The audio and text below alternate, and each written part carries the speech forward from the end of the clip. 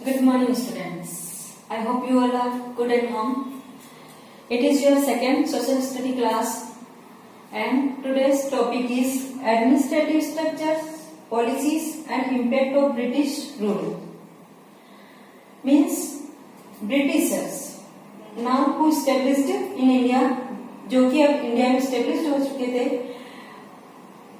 Administrative structure, उनका प्रशासन करने का स्ट्रक्चर्स क्या था, पॉलिसीज उनकी क्या क्या पॉलिसीज थी, and impact of the British rule, और उनका यहाँ पर शासन करने से हमारी कंट्री पर क्या इम्पैक्ट पड़ा, क्या प्रभाव पड़ा. Now we will discuss about it.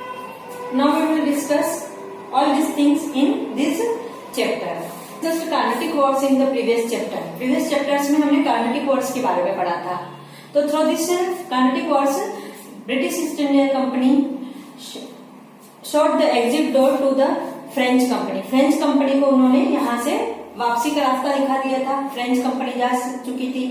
Now Bihar, Bengal, Awadh, Mysore, central India, maximum part of the maximum state of the India were under the British company. अब मैक्सिमम हमारे इंडिया का मैक्सिमम पार्ट है वो पूरी तरह से किसकी ब्रिटिश ईस्ट इंडिया कंपनी के अंडर था.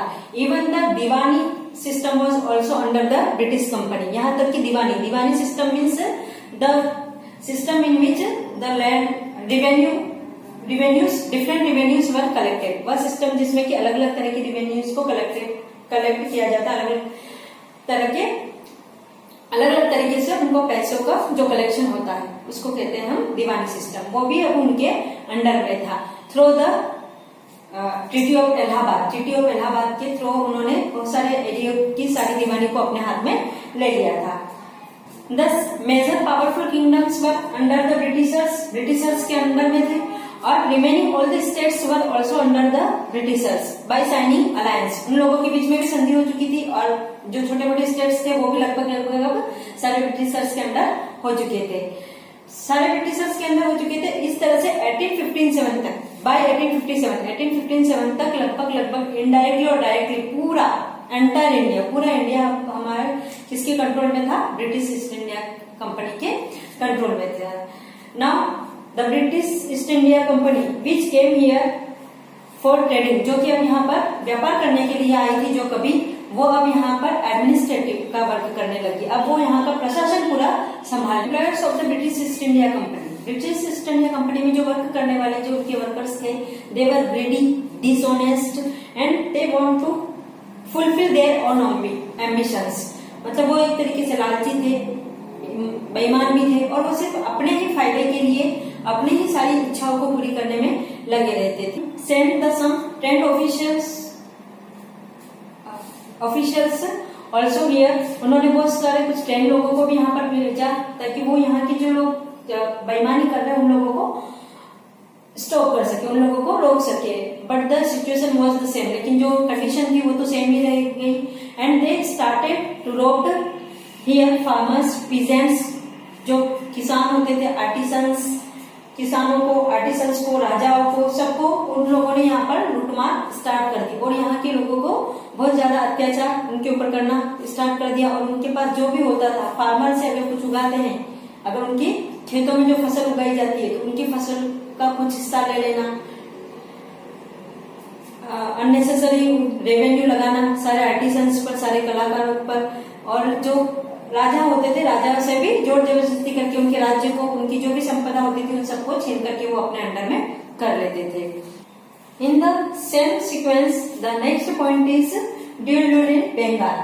बंगाल में दोहरा शासन. It means the power of Bengal was divided. Bengal का जो पावर है वो डिवाइडेड हो गया था. पावर किस तरह से डिवाइड हो गया था, मतलब कि वहां पर दोहरा शासन था, दो लोगों का शासन था. ब्रिटिश ईस्ट इंडिया कंपनी का भी शासन था, और वहां के जो नवाब था बंगाल का, उसका भी शासन था. Robert Clive was the governor general of Bengal, and Nizamuddaula was the Nawab of Bengal. Clive was so diplomatic, वो बहुत चालाक था, and he played a game, उसने गेम खेला. He gave the nizamat work to the nawab. उसने निजामत का वर्क है वो नवाब को दे दिया. Nizamat work means to maintain peace in the state and protect the state. इसका मतलब होता है कि वो जो निजामत का वर्क जो करता है उसके पास उसको को अपने स्टेट में शांति व्यवस्था को कायम रखनी पड़ती है और अपने स्टेट को प्रोटेक्ट करना, मतलब कि बाहरी आक्रमण से अपने उनको बचाना रहता है। And Clive have taken Deewani work in his hand, और दीवानी का जो वर्क है उसने अपने खुद के हाथ में ले लिया। एज आई डिस्कस, जैसे कि मैंने बताया कि दीवानी वर्क में they have to collect all kinds of revenue, उनको अलग अलग सारे तरह के रिवेन्यू को, सारे पैसों को उनको कलेक्ट करने का अधिकार होता है। सो लाइक दैट बंगाल, अब बंगाल के ऊपर ड्यूल रूल, दो लोगों का शासन था, ब्रिटिश ईस्ट इंडिया कंपनी का भी शासन था, दोनों का शासन था, ब्रिटिश ईस्ट इंडिया कंपनी और नवाब का भी।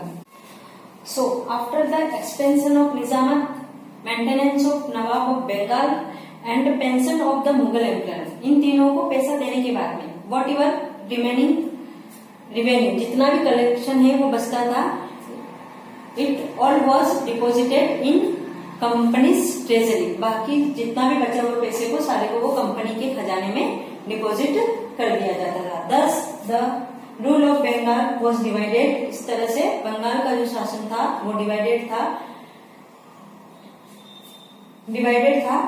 Between company and Nawab, company और नवाब के बीच में। It is known as the dual rule in Bengal. Next topic is demerits of dual governance, दोहरे शासन के जो डीमेरिट्स का मीन्स होता है कमियां, क्यों, उसके जो ड्रॉबैक्स होते हैं उसको बोलते हैं डीमेरिट्स। तो what were the demerits of dual governance, dual governance दोहरे शासन की जो कमियां थी, जो उसके ड्रॉबैक्स थे वो क्या थे। Now according to dual rule के अनुसार the British company was the real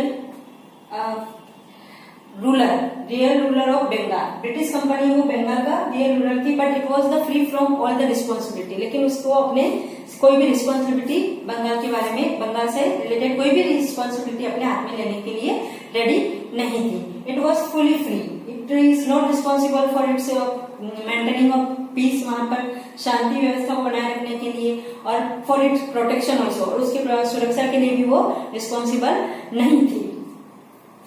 it wants only the revenue, उसको सिर्फ किससे मतलब था, पैसों से मतलब। And the Nawab of Bengal was powerless and empty, लेकिन जिसको उन्होंने बंगाल का नवाब बना कर रखा था वो पूरी तरह से पावरलेस, मतलब उसको कोई भी पावर नहीं था कि वो कोई डिसीजन ले सके, और वो पूरी तरह से एम्प्टी, उसके पास कोई खजाना भी नहीं था, कोई पैसा वगैरह भी नहीं था कि जिसकी वजह से वो खुद कोई डिसीजन ले सके अपने स्टेट से रिलेटेड।